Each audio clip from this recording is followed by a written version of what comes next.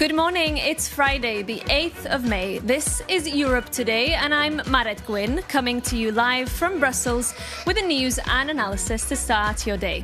Coming up today, in a call with the European Commission chief overnight, US President Donald Trump threatened much higher tariffs on the EU unless the bloc slashes tariffs on US goods to 0% by the 4th of July. The pressure is on for the EU to push its embattled trade deal with the US over the line. We'll have the details.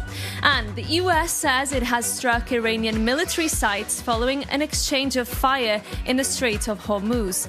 Tehran says civilian areas have been hit, but President Trump claims the ceasefire is still in effect. Meanwhile, Israeli and Lebanese officials are set to hold further talks next week as the ceasefire in Lebanon falters. In other news, Ukraine's top negotiator Rustem Umerov is in Miami to meet with Trump's envoys after weeks of stalled progress in US-brokered peace talks. It comes as Moscow's unilaterally announced ceasefire is supposed to take effect and after Russia broke the longer truce proposed by Ukraine. President Zelensky has warned other states not to send their representatives to the parade in Moscow on Saturday.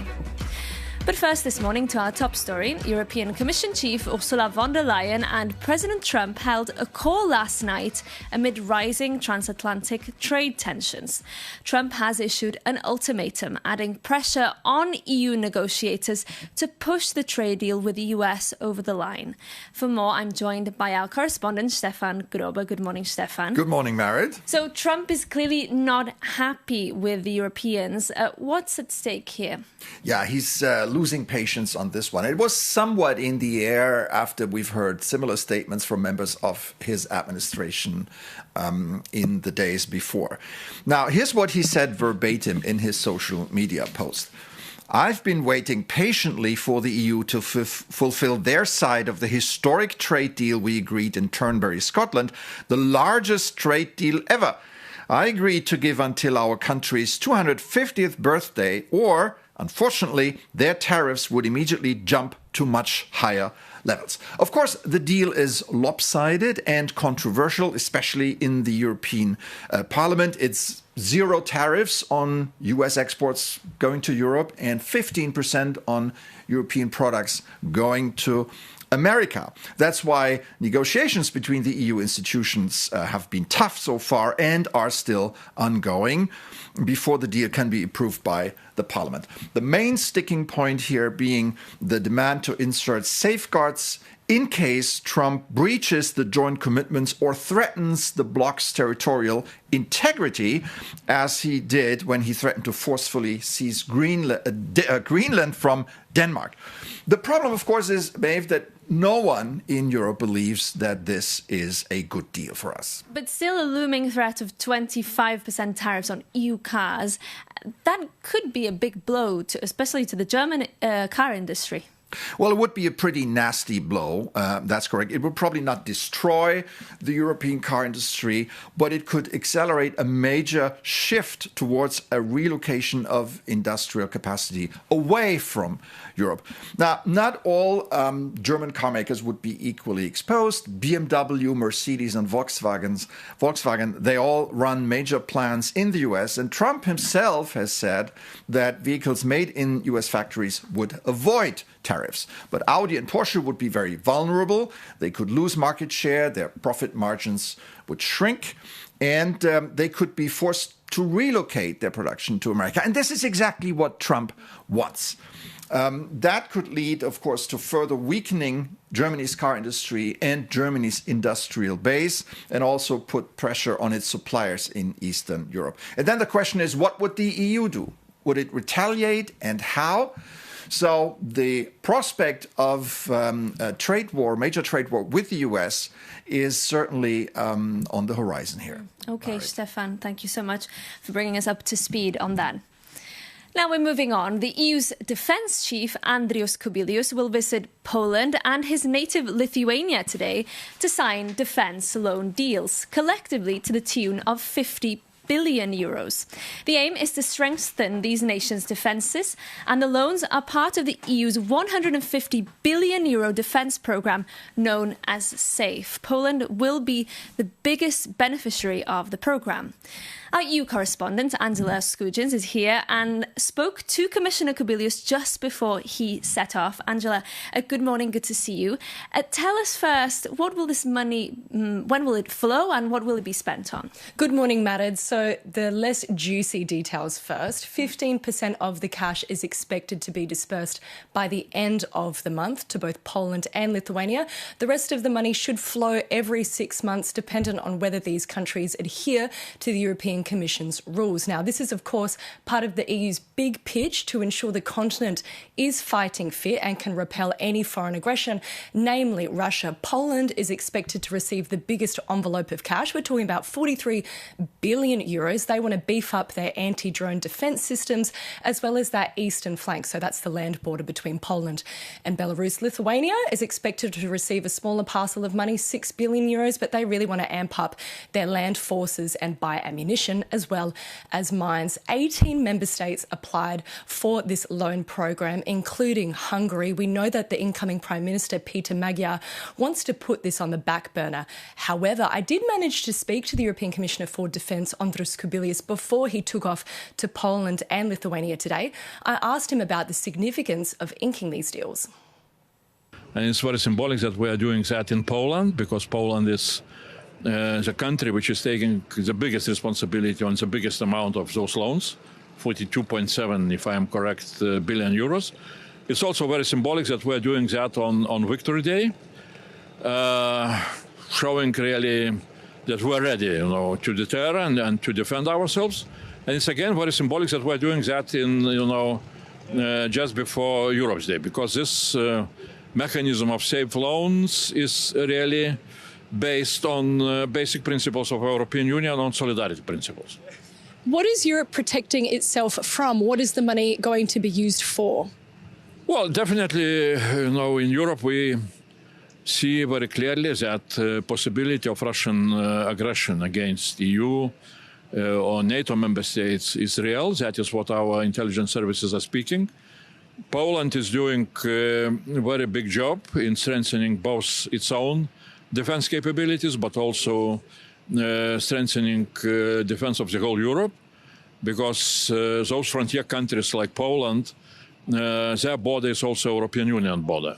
So, and what is also very important that with that loan, Poland is strengthening its defense industry. And this is our common goal in the whole Europe, really, to make our defense industries ready to produce what is needed in order to deter possibility of Russian aggression. And we know that the Hungarian Prime Minister-to-be, Peter Magyar, is currently reassessing that country's defence loan application. How hopeful are you that this proposal will get over the line? Well, that is what we agreed with new government or forthcoming government of Hungary. That is a normal practice, that such a big, responsibility, such a big obligation from the government side should be taken when the new government is established. And definitely they need to have some time to review the projects which were proposed by the previous government, by Viktor Orban government, and that's it's nothing unusual here.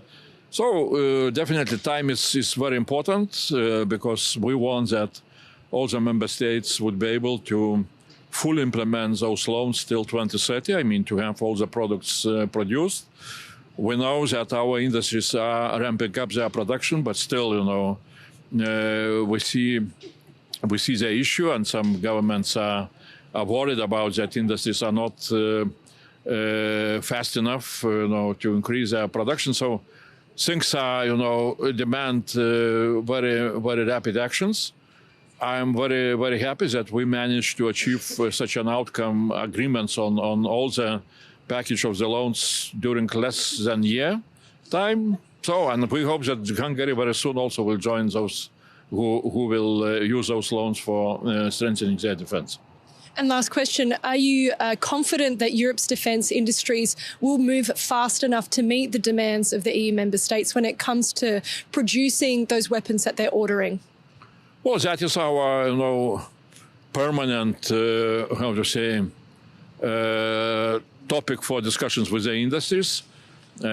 I was, going through so-called missile tours through all the different producers of missiles, and we started again symbolically from Poland. And everywhere we were speaking about what still is needed to be done in order for our industries to ramp up, to produce more fast, to shift maybe from what industries are calling themselves haute couture production, very expensive, very technological advanced, but very expensive and slow to be produced, to more of good enough production. And we need to see very clearly what is our strategic challenge. Still, Russia is outproducing us, and quite heavily. So that is what worries us. That was the EU's Defence Commissioner, Andrius Kobylius, speaking to our correspondent, Angela Skujins. We're moving to the Middle East next. Direct talks between Israel and Lebanon are set to resume next week, but Israel and Hezbollah continue to exchange fire, with at least 380 people killed since the fragile ceasefire took effect in April. This week, Israel also struck Lebanon's capital of Beirut for the first time since the start of that ceasefire. We're now joined live by Nadim Gemayel, a Lebanese parliamentarian for the Kataeb Party. Good morning, sir. Good to have you with us. Can I start by asking you, is it fair to say now that the ceasefire has completely collapsed? And what does that mean for these talks between Lebanon and Israel? So let's start by saying that there was no real ceasefire during this last 2 weeks, because effectively small butter and skirmish were continuing between Israel and Hezbollah in the south of Lebanon. And of course, what happened yesterday in Dahye was like a proof that the ceasefire is very, very, very shallow. Now, just to put things into perspective, we need to ensure that there is no, we are not in a war between Lebanon and Israel. The real problem is between Hezbollah and Israel, between Iran and the West, including the United States and Israel, and we are paying the price as Lebanese people. Indeed. I will ask you about Hezbollah in just a moment, but I want to ask you about the Israeli side first, because we know the situation in the south, demolitions, shellings continue. Is that acceptable? This is, of course, not acceptable, but this is at the same time, we need to find a final solution, and this final solution resides on the fact that we had in our south militias and military organization that are outside the state, that are outside the organization of the state, and who took Lebanon and the territory of Lebanon and the sovereignty of Lebanon as hostages and into a war that the Lebanese people didn't want. So today what we're asking is to have one army, one decision, and one authority that take all the decision on the ground. The major obstacle to that is, of course, Hezbollah. They are the warring party, as you said, not Lebanon. But how can the Lebanese authorities now fulfill its commitment to disarming Hezbollah when the group refuses to do so, and also when Hezbollah as a political movement still holds sway over parts of the population? This requires a lot of will. It requires a lot of courage, and it requires a decision from the head of the state in order to impose their authority and their presence. Today, the state is nearly unpresent. It declared we are a country with a flag, but without a state. And today, what we want effectively is that this state be present, be effective, and have the authority to take all the decisions. And we know that this will not happen overnight. This will happen on a long path, but we need to start it, and the state needs to approve, and the state needs to be existent. Okay. That's what we're asking today from the government of Lebanon. Okay, Nadim Gemayel, thank you so much for your time and for joining us on Europe Today this morning. Now, as Europe grapples with another energy crisis in the wake of the Iran war, major questions are being asked about the future direction of the European Union. Our correspondent, Stefan Grobe, sat down with the EU's climate chief, Hookstra, and asked him whether the EU could weather the storm. If I look at the huge number of problems that we have on our plate that are in many ways, global by nature. Climate change, geopolitics, the ramifications of AI, and so on. These are all things that ask for more collaboration, more cooperation, more unity, and more Europe.